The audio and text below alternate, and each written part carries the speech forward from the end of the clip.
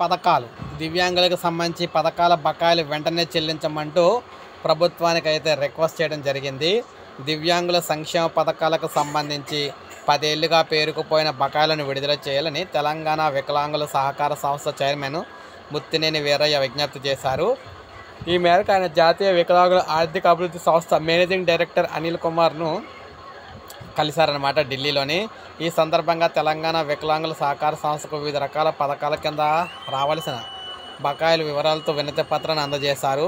రాష్ట్ర ప్రభుత్వ సహకారం అందకపోవడంతో నిధులు విడుదలలో జాప్యం జరిగిందని ఎన్డీఎఫ్డీసీ అధికారులు తెలిపారు. త్వరలో తెలంగాణలో పర్యటిస్తామని, బకాయిలపై సమీక్షించి తగిన చర్యలు తీసుకుంటామని హామీ ఇచ్చారు.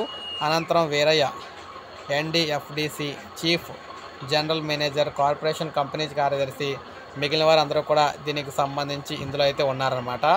సో ఏది ఏమైనా మొత్తంగా రాష్ట్రంలో తెలంగాణ రాష్ట్రంలో దివ్యాంగులు ఎవరైతే ఉన్నారో వీరందరికీ కూడా వెంటనే పెండింగ్ బకాయిలు వివిధ పథకాలకు సంబంధించి పెండింగ్ బకాయిలు విడుదల చేయాలని కోరుతూ ఉన్నారన్నమాట. సో ఇది మనకు అప్డేట్. ఒక లైక్ చేయండి, సబ్స్క్రైబ్ చేసుకోండి, మన ఛానల్ సబ్స్క్రైబ్ చేసుకోండి.